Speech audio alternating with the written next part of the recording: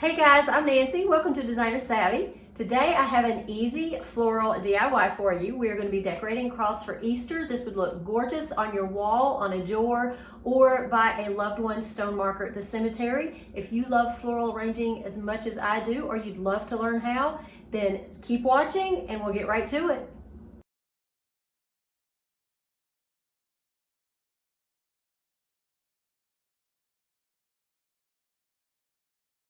Let me show you what you're going to need.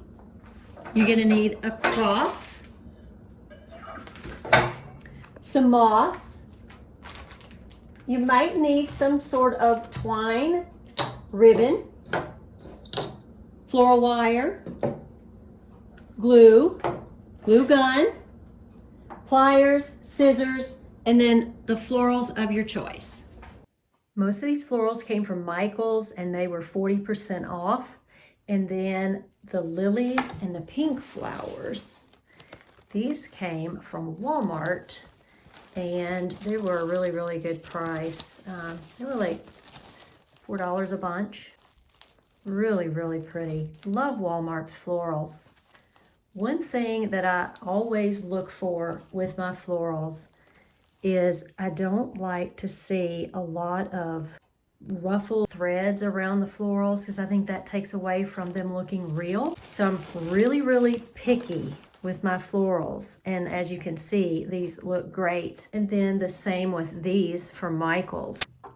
Don't see hardly any, if any, frayed threads around the flowers, and they look really lifelike. So that's something to be on the lookout for when you're making your floral arrangement. If you do get a floral that you love and it does have any fraying around it, just take the scissors and snip it away, because a lot of them do. They are made out of, most of them are made out of fabric. Some of them are made out of latex. But if you do see any large frayed threads, just try and clip those off. Another suggestion for you is you could actually touch it up with a little bit of nail polish. Here are the florals that I chose. I wanted a variety of color and texture. I may not use the pink on this cross. I'm pretty sure I'm going to be using the purple and the white, the lilies, the greenery, and the buttercups. So when I talk about large, mid-size, and small florals, this is exactly what I mean. In comparison, let me hold these up for you. So in comparison, the buttercup would be a large, the dogwood would be medium, and then either of these two would be considered the small. This tiny little white flower or the little pansy would be considered the small florals. So there you have it. The first thing I'm going to do is I am going to remove the flowers from the stems. It's usually as easy as that.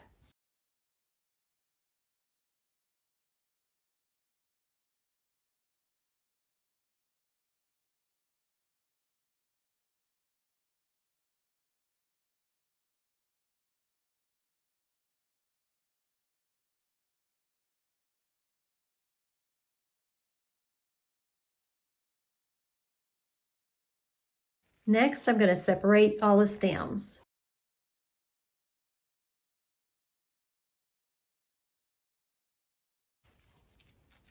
Now some of them will pop off just like the flowers did.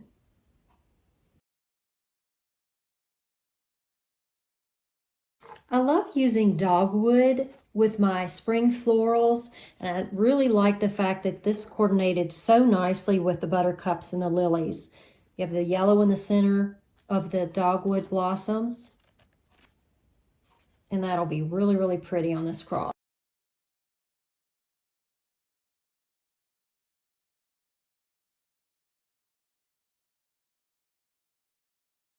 I love the contrast of this soft sage with the dark colors that will be used in most of the cross.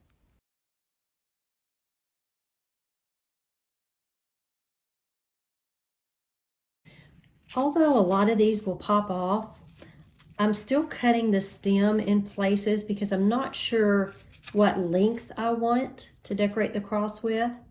So I want to make sure I have options.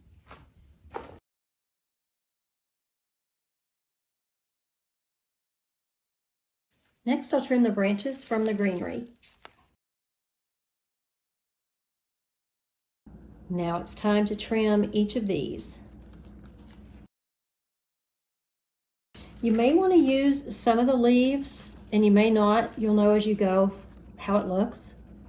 Sometimes I use them, sometimes I don't. Again, I'm all about things looking as close to nature as possible. So if I think it doesn't look the least bit real, I'm not going to use it. But then sometimes you just don't need a lot of leaf filler. There's a lot of twigs on that cross, so that gives it an organic look, because normally I will add twigs to an arrangement, but the cross isn't going to need anything added because it already has plenty. I've got to say that this little bush is my absolute favorite. And again, this is a sage green. I love this leaf. So really, really pretty. A lot of texture in this. Here's the basket of flowers and greenery that I've already cut, ready to put on the cross. This just makes it handy and makes it easily accessible. And wouldn't this be a pretty tabletop arrangement in and of itself? So we're all prepared. We're ready to get started. We have our cross, and I will list on the screen some different places you might be able to find a cross like this, such as Michael's, Hobby Lobby, Joann Fabric. I have already cut all of the florals. There's the moss if I need it, the ribbon, the twine, the wire, my cutters, my scissors, and then over here is my glue. I like to often use a glue gun with the glue skillet. I will also link where you can get a glue skillet and how much that costs. And I like to use both because sometimes it's easier to trickle the glue on something that you're working with, and then other times it's easier if you just dip what you're working with into the glue skillet. So I like having both of those available. It makes the work go much quicker. So for step number one, I like to go ahead and place my large florals. They're going to take up most of the space on the cross, and I need to know where those go first, and then I can fill in with the medium-sized and smaller florals and greenery after that.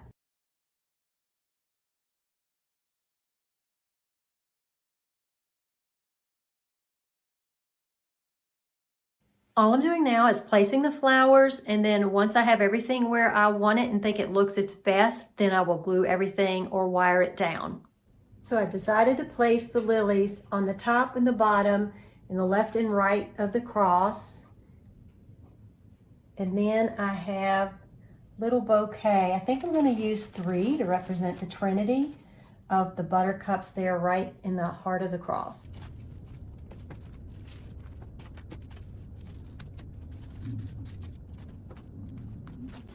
This is where I decided to place the medium-sized dogwoods right here to fill in this viney part of the cross, and then up there, and then right there. I really want to make the center, which I said was the heart of the cross, the focal point. So I'm going to be filling in and enhancing this area in the middle, and then I will finish off with filling in everywhere else.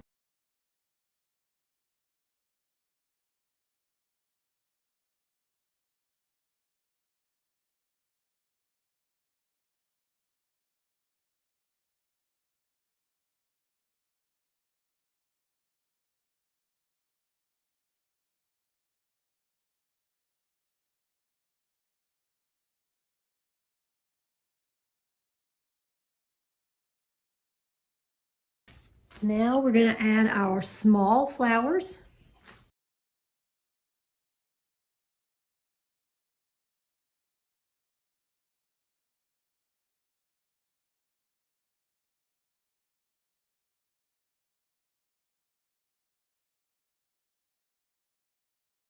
I'm going to glue everything in place, and then I'm going to stand the cross upright, and then I will see if I need to use any leaves as fillers or any moss, and we'll go from there.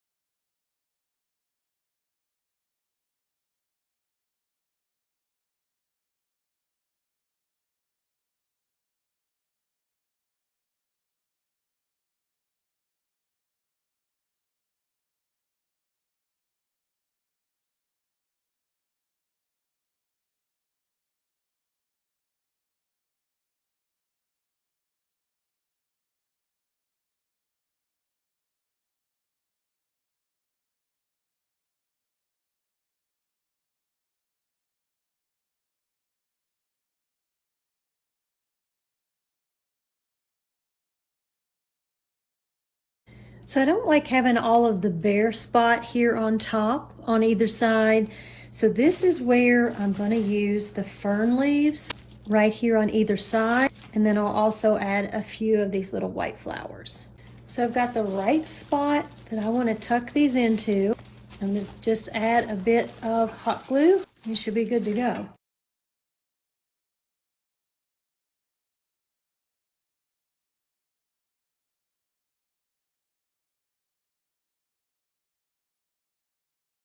We're finished with the cross. What do y'all think?